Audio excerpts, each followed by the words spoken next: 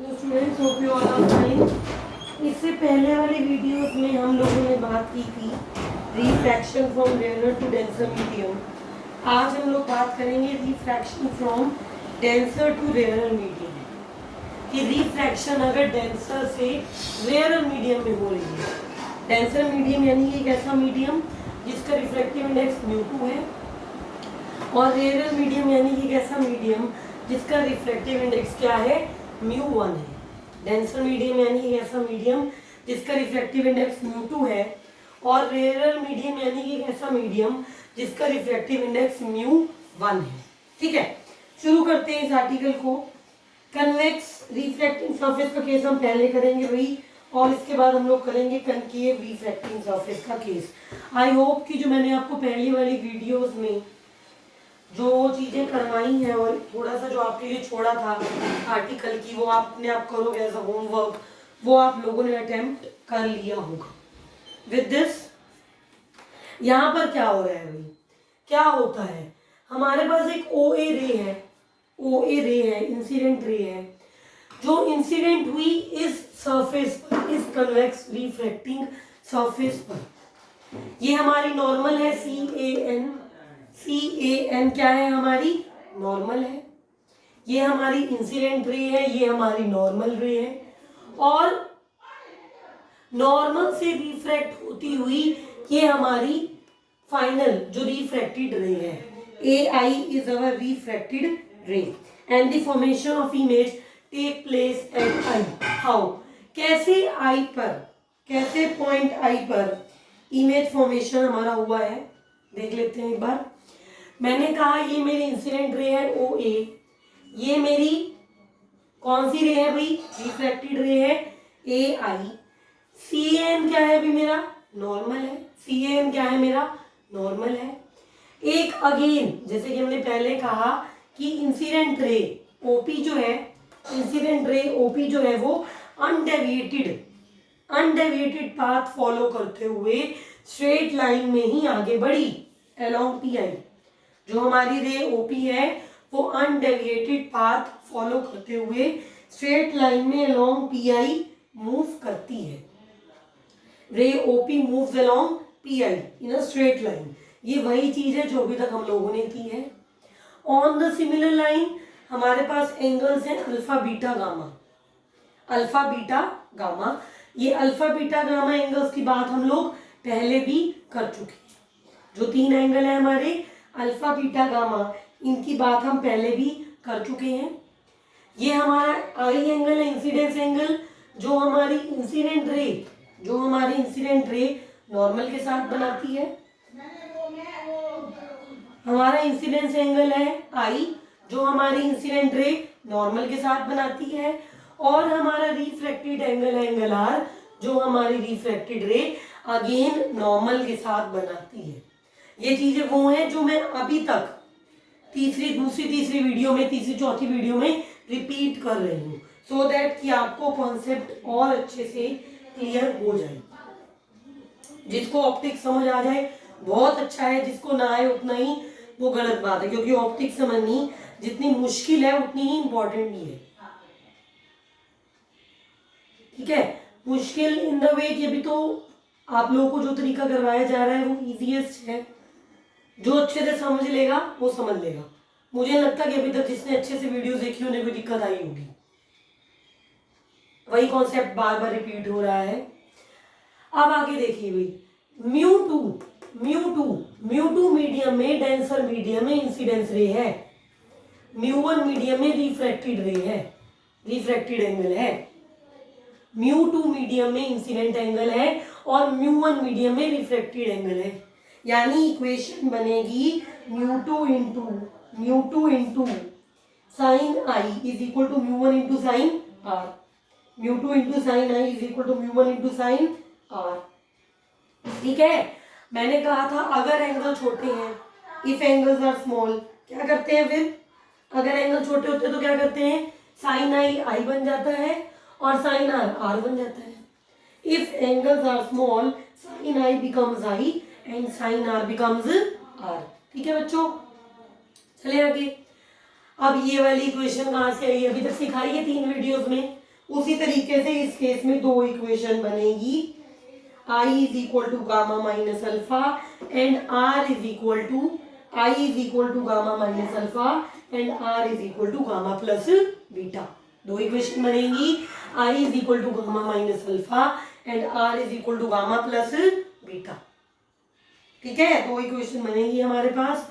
अब क्या करोगे, क्या करते आए हो अभी तक, I और R की वैल्यू यहाँ पुट कर दोगे। जो ऊपर इक्वेशन है μ2 into I is equal to μ1 into R, उसमें आप लोग इक्वेशन जो ये I और R की जो वैल्यू है वो पुट कर दोगे। μ2 का μ2, I की वैल्यू कितनी है, I की वैल्यू कितनी है गामा माइनस अल्फा, I की वैल्यू कितनी है गामा माइनस अल्फा, और μ1 into R, μ1 into R, R की वैल्यू कितनी है गामा प्लस बीटा, आर की वैल्यू कितनी है गामा प्लस बीटा। तो क्या फाइनल इक्वेशन बन गई, μ2 into gamma minus alpha is equal to μ1 into gamma plus beta. μ2 into gamma minus alpha is equal to μ1 into gamma plus beta. सही है, चले आगे। आप गामा अल्फा बीटा की वैल्यूज कैसे निकालते हैं, गामा अल्फा बीटा की वैल्यूज कैसे निकालते हैं। गामा है हमारा AM बाई MC, अल्फा है हमारा AM बाई MO। ठीक है, गामा है हमारा AM बाई MC, अल्फा है हमारा AM by MO। Again gamma क्या है AM बाई MC और बीटा है AM by MI, AM by MI। तो क्या बन गई equation, μ2 into AM by MC, AM by MC minus AM by MO is equal to μ1 into AM by MC plus AM by MI। अब AM बहुत बार पहले मैंने कहा है, क्या कहा है मैंने पहले भी, AM का क्या होगा भाई, AM का क्या होगा, AM कैंसिल हो जाएगा दोनों साइड से, AM get cancel from left hand side and right hand side, AM left hand side और राइट हैंड साइड से कैंसिल हो जाएगा। ठीक है, AM लेफ्ट साइड और राइट साइड से कैंसिल हो जाएगा। अब M क्लोज टू P है, if M is close to P, अगर M क्लोज टू P है तो क्या MC को PC ले सकते हो, MC को PC ले सकते हो, MO को PO ले सकते हो, MO को PO ले सकते हो, MI को PI ले सकते हो। ठीक है, अगर M क्लोज टू P है, MC को PC ले सकते हो, MO को PO ले सकते हो, MI को PI ले सकते हो। इक्वेशन क्या बन गई, μ2 into 1 by PC minus 1 by PO is equal to μ1 into 1 by PC plus 1 by PI। क्या रह गया अब इसमें भाई, फाइनल रिजल्ट पे पहुंचने वाले हैं हम अपने, जो हमें प्रूफ करनी होती है चीज। क्या रह गया है, आया याद, चले आगे, चलो आगे देखते हैं। फाइनल रिलेशन ये बना है μ2 into 1 by PC minus 1 by PO is equal to μ1 into 1 by PC plus 1 by PI। ये हमारा फाइनल जो लास्ट रिलेशन है वो बना है, μ2 into 1 by PC minus 1 by PO is equal to μ1 into 1 by PC plus 1 by PI। अब थोड़ा सा रीअरेंजमेंट करते हैं। On rearranging the terms we get μ2 minus μ1 by PC, μ2 minus μ1 by में PC is equal to μ1 by में PI is equal to μ1 by में PI plus μ2 by में PO plus μ2 by में PO। On rearranging the terms of this equation we obtain this equation। ये वाले जो steps है book में ओमिट हुए हैं, ध्यान से पढ़ना। μ2 माइनस μ1 बाय में PC is equal to μ1 by में PI प्लस μ2 बाय में PO प्लस μ2 बाय में PO। अब μ2 माइनस μ1 बाय में PC क्या होगा माइनस R, PC क्या होगा माइनस R, μ2 माइनस μ1 बाय में minus R is equal to μ1 by PI क्या होगा प्लस वाला V, पॉजिटिव V, तो μ1 बाय में V प्लस μ2 बाय में PO प्लस μ2 बाय में PO क्या है, PO क्या है माइनस U, तो क्या बन जाएगा माइनस μ2 बाय में U, माइनस μ2 बाय में U। तो फाइनल इक्वेशन क्या बन गई भाई, फाइनल इक्वेशन बन गई μ1 माइनस μ2 बाय में R, μ1 माइनस μ2 बाय में R is equal to minus mu two by में U minus mu two by में U plus mu one by में प्लस म्यू वन बाय में वी। तो ये हमारी बन गई equation for the refraction from denser medium to the rare medium at the convex surface. The refraction from denser medium to the rare medium at the convex surface. चले concave पर। Convex में मैंने पूरा बताया कैसे एक स्टेप किया है। कनकेव में मैं तुम्हें पूरा हिंट दे दूंगी and you have to do it by yourself. वो अपने आप अटेम्प्ट आपको करना है। At concave spherical reflecting surface. आगे चलते हैं।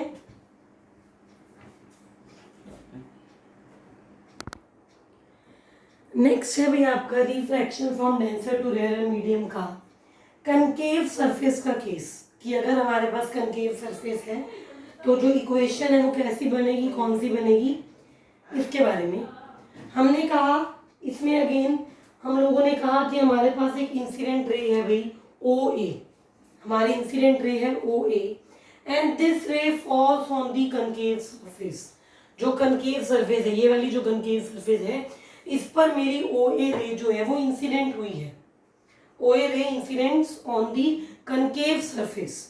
अब कनकेव सरफेस पर जब ये इंसिडेंट हुई है और डेंसर टू रेयर मीडियम का केस है तो ये अवे फ्रॉम नॉर्मल जाएगी। ठीक है, याद रखो जब रे डेंसर टू रेयर मीडियम जाती है तो वो अवे फ्रॉम नॉर्मल जाती है।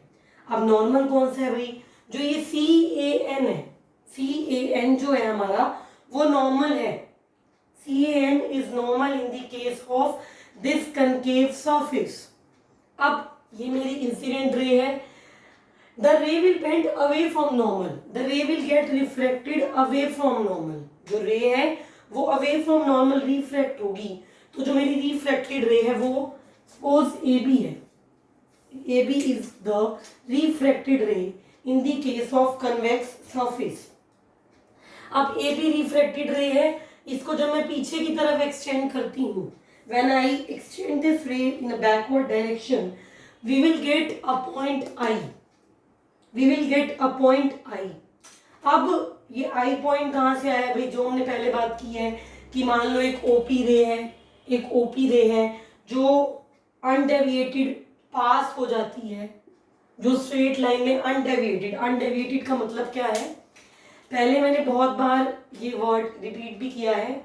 अनडेविएटेड का मतलब है विदाउट एनी डेविएशन, यानी कि ओपी रे स्ट्रेट आ रही थी तो वो इस सरफेस से, इस सरफेस के कांटेक्ट में आने के बाद भी इस सरफेस की वजह से भी स्ट्रेट ही रहती है, अनडेविएटेड ही रहती है। द रे मूव्स अनडेविएटेड। अगेन आई और आर क्या है भाई, what is I and what is R in this particular condition?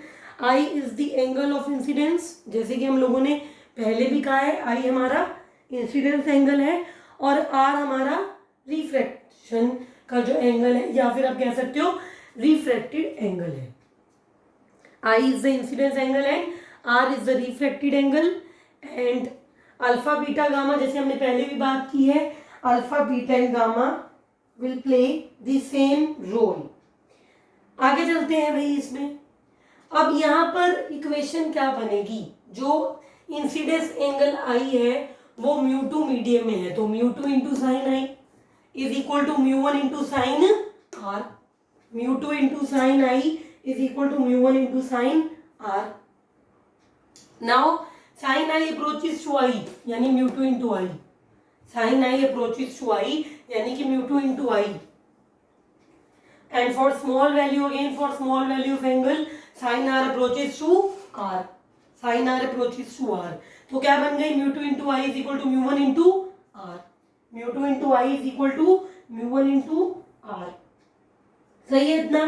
Again जैसे पहले इक्वेशंस हम लोगों ने बनाई हैं, यहाँ पर आई और आर की क्या वैल्यू बनेगी, आई और आर की क्या वैल्यू बनेगी, I is equal to gamma plus alpha, I is equal to gamma plus alpha and R is equal to gamma plus beta. I is equal to gamma plus alpha and R is equal to gamma plus beta. ये value बनेगी I की और R की, ये values बनेगी I की और R की।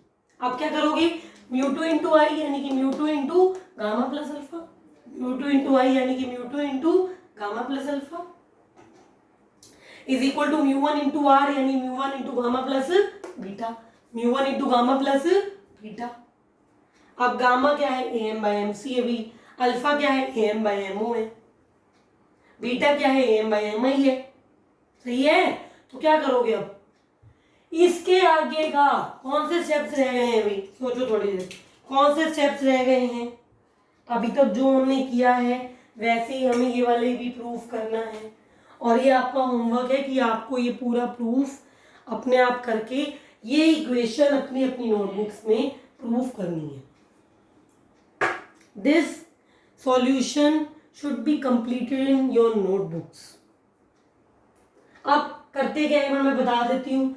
हमने कहा हमारा ए एम कैंसिल हो गया भाई, A M get cancel from L H S and R H S, left hand side से और राइट हैंड साइड से ए एम कैंसिल हो गया। फिर सेकंड स्टेप क्या कहते थे, M is close to P.